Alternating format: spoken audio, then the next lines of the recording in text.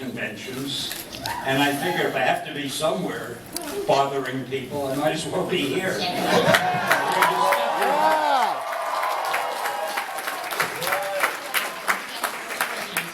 You didn't say I had to answer questions. I thought we were just going to sit here. Yes, sir. Yes, hello, Mr. Lee. I just wanted to say first off that it's a distinct and sincere pleasure to have you here in Sacramento today. Yes. Pleasure to be in Sac. Is that where I am? It's a pleasure to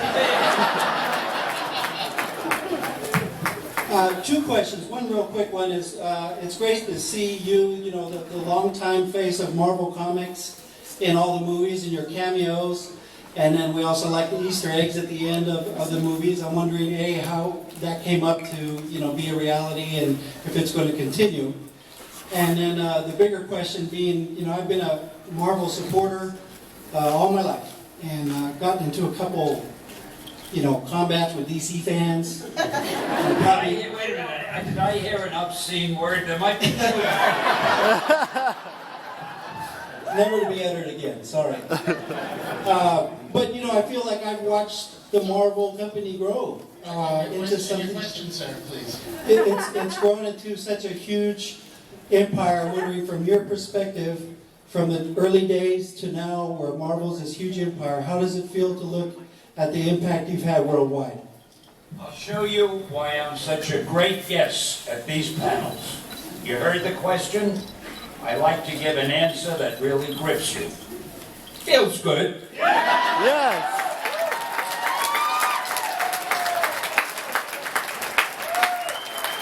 I don't know what else to say. How many lines there? Just the one. Next, please. Hi. So I wanted to say that it's a huge, huge honor. My question is, of all your villains, my favorite were the Symbiotes, and I just wanted to know where you got the inspiration for those characters. She wants to know where the symbiotes came from, like Venom and Carnage and those kind of characters. I hate to tell you this. I did not create Venom or Carnage. I forget who did. But they're two characters that I didn't create. And just my luck, they became well known. Yeah, I don't want to try to take credit for something I didn't do, which I'm known for normally. Thank you so much. Thank you. Next, please. Hi, I have a question in the Frank Lee chat app from Daniel Watts. You created XMen as an allegory about racism and prejudice, two human weaknesses that defined America in the 50s and 60s. If you had created a superhero team today, what kind of real-life problems would you try to address with your comics? Can you summarize that? If you created the X-Men today, what kind of real-world problems would they confront? Probably terrorism, pollution, the energy crisis. I don't know, I guess. And I'd still stick to bigotry. I think that's still a big problem.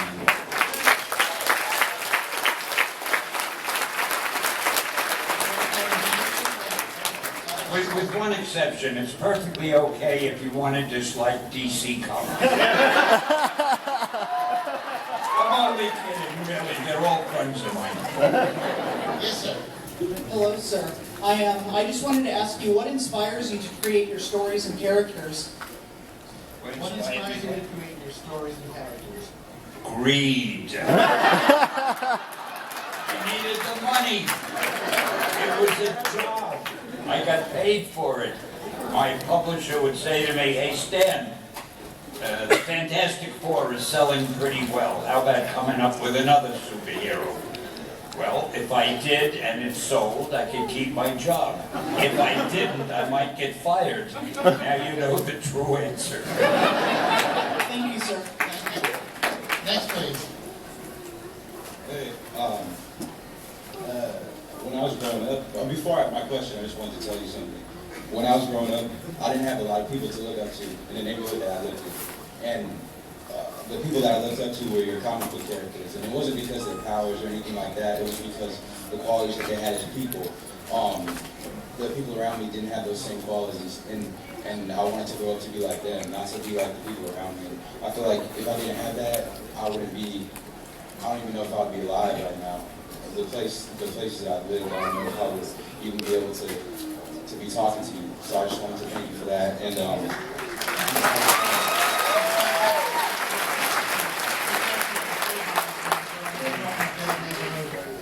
difficult situation, your character is a role model for everything to be successful today. Thank you very much. So send me money. No, I gotta tell you, it's incredibly frustrating. It's not that I don't hear. I heard you talk, but it's my audiologist says it's clarity. I have trouble making out. For me, it sounded like, and I did, I hear the sound and I can't make out the words, and I want to tear my hair out. What little is left. I have the same problem with seeing. I know there are people there, but I only see a mask. My luck, him I can see. yeah, do you feel a disconnect with the characters? Because all these big movies are coming out, these huge movies, and they take liberties with them to change things around and stuff like that. I heard him say they take liberties with the movies. Yeah. Doesn't bother me because the movies are so successful and I have nothing to do with the movies and I get a lot of the credit for them, so I'm not going to complain.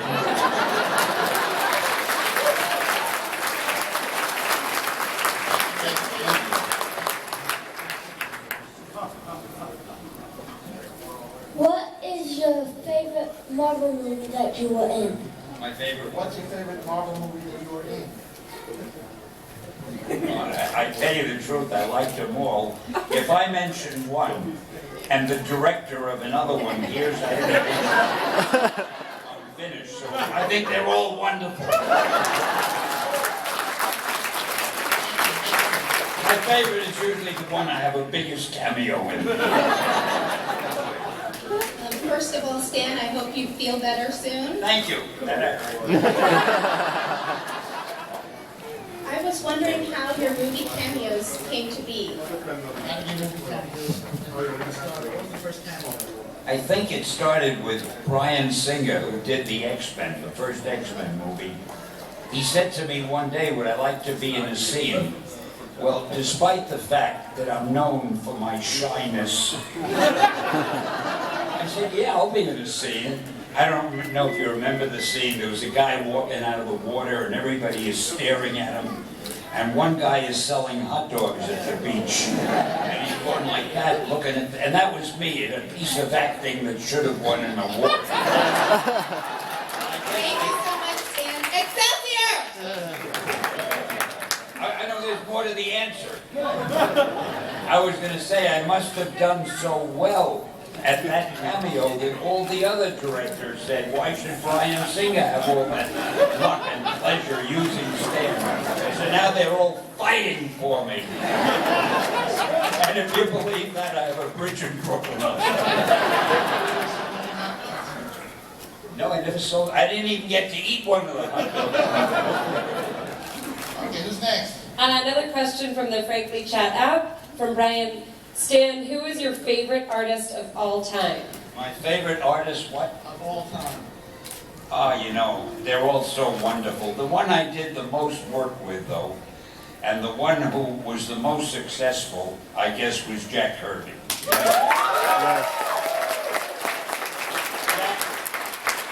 Jack was an absolute genius. He could take any story and make it seem twice as exciting and twice as interesting by the way he drew it.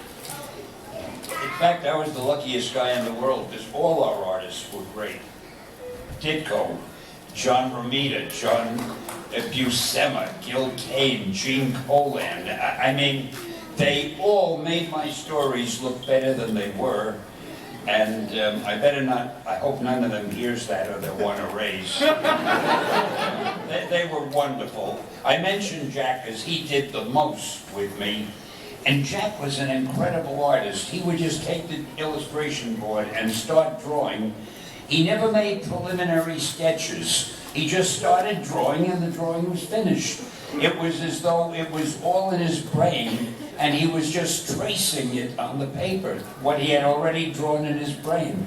We could do a whole panel about that, but we'll save that for next time. Who's next? How you doing, Stan? So far, he's throwing me banana peels at me. Great. Your big Did he inspiration. say wait?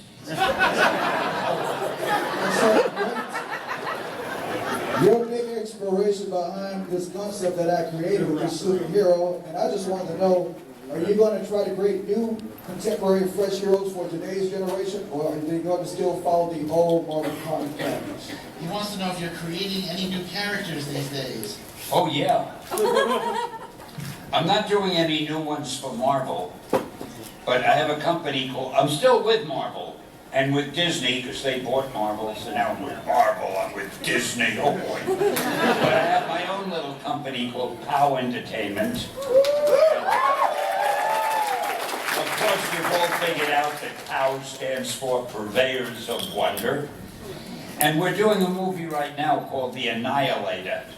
It's being done with a Chinese production company. It's going to be very big, not a Chinese movie for all over the world, a new superhero. We have a new superhero in India called Chakra, the Invincible, that you'll be seeing soon. And we have a few new ones we're working on that I can't tell you the names of, but we're doing them with American production companies. But I'm not writing the screenplay. I just come up with the idea for the story, and then we give it away to screenwriters who don't do nearly as good a job as I would do. But I can't. So I'm keeping busy. I love coming up with these things, and I love talking about them. And the next time we get together, I did one called The Mighty Seven, which is on the, what network is it? Isn't that 97? Hub Network, HUB. It's mostly for kids. But The Mighty Seven is an animated movie, a full-length movie done in animation, as you figure, about 7 superheroes. And it's doing very well, and they're thinking of making a real movie out of it. So remember the name, The Mighty Seven. I believe you make a regular appearance in that, don't you? Oh, as a matter of fact, I bill it as the world's first reality superhero story, because it has real characters, namely me. I'm one of the main characters. If you want to get a laugh, try and find it somewhere. On the Hub Network. Thank you, sir. Thank you very much. Hello. My question is, if you could be any one of the superheroes you created, who would that be and why? Well, if I had to be one, and I'd really rather be me, because the others don't go to comic book conventions, they don't know what they're missing. But I guess I'd want to be Tony Stark. Yes. I mean, the guy is rich, he's handsome. The women can't keep their hands off. I mean, who wouldn't want it? Zoe's got a bad heart. Big deal. Who wouldn't want to be Tony Stark? Thank you. Thank you. Next, please. Hi, I just had a question. If you could have any of your comic book villains or characters in a movie now, which would you choose? If you have any of the villains who haven't been in a movie yet, who would you choose? You know, I honestly don't. Oh, I guess the only villains that haven't been used that I can think of are in Doctor Strange. Yeah, there was Baron Mordo, and then there was the Infinity, or I don't even remember them all. Oh, and Dormammu. I get scared just saying the name. Now you know how it's pronounced. I never knew that was a pronunciation. Dormammu. Thank you. Thanks for being here. I would have never remembered Dormammu. Wasn't there an adjective that came in front of it? The something. The dread Dormammu. I love adjectives.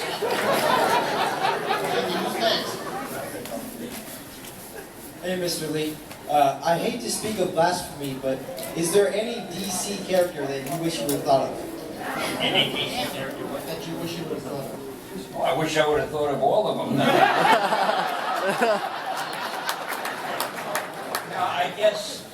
I guess the best one, because it started the whole thing, is Superman. The only thing wrong with Superman that made the mistake. Actually, Siegel and Schuster didn't make this mistake. They just said he can run faster than a speeding train and he can leap over tall buildings. They didn't say he was totally invincible and nothing could hurt him or kill him.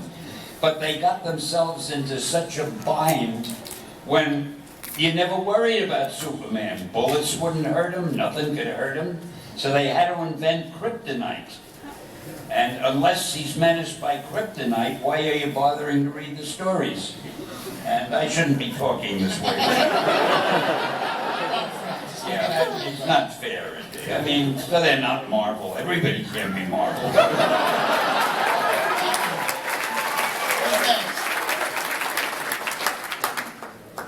Mr. Stan the Man Lee. My name is Brian, and first of all, I just want to say thank you for creating all these great characters for us to read about and to look up. Oh, you're welcome. My question is what has been your favorite representation of your characters in film? Like, what has been like one that you saw, you're like, wow, that is, you know, cool, or that is. What's been your favorite film representation of your characters? Oh, I loved them all. I loved SpiderMan, of course. Iron Man couldn't have been better. I thought that Thor was great. Yes. Captain America, nobody thought it would be as good as it was. I was a little disappointed in the Fantastic Four because I thought they did Galactus 2. My favorite villain, I forgot his name. I thought they did Dr. Doom all wrong, and of course there was no way they could do Galactus, so the Thing was wonderful, though. And Chris, who played the burning guy, the Human Torch, he was so good that they made him Captain America. All of a sudden, the Human Torch is Captain America. No, I loved him, and I'm the only guy who started Daredevil, Ben Affleck. I thought Ben Affleck was good. I thought the story itself didn't work. They didn't emphasize. I always thought of Daredevil differently than the director of the movie did. And it didn't quite.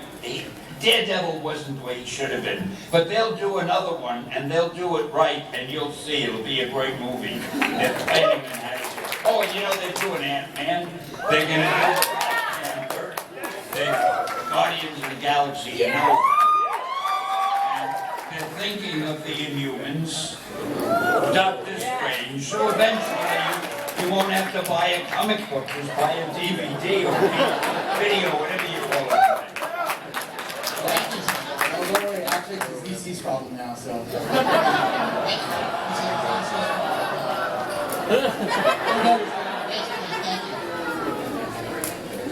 It feels terrible to be sitting up here. What did he say? What was that? Who's that? Where do I look? What did he say?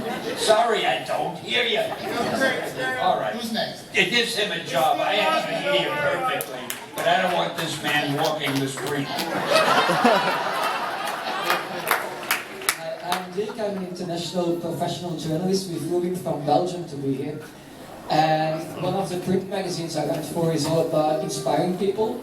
So, what kind of advice would you give to people who aspire to get a job in a creative kind of business, who want to be creative and actually be able to make a living out of it? He's come all the way from Belgium to ask you this question. You could have written me a letter. What would you say to inspire people who want to get into a creative field, but it's difficult to break in? That's one question I don't know the answer to. I have no idea. I got into it by luck.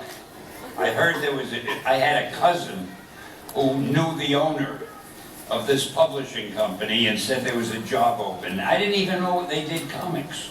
They also did sport magazines and men's magazines and movie magazines. And I wanted to be a writer, so I knocked on the door. I said, yeah, there's a job open. And there was an assistant to Joe Simon and Jack Kirby who were working as a team doing Captain America. And my job was to fill the inkwells. In those days, they dipped the pen in ink, and run down and buy them the sandwich.